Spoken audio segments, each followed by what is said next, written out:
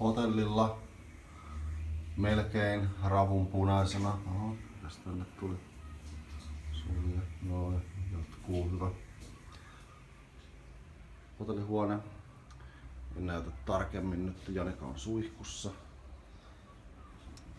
Siofukin kylä.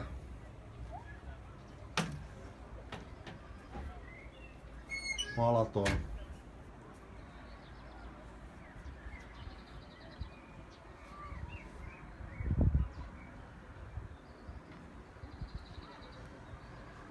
Uima-allasta. Tuolla käytiin polskimassa ja tietenkin tuolla semmosen, sanotaan nyt 500 metriä saa kahlata, niin sitten on niinku tisseihin saakka. Tisseihin saakka vettä.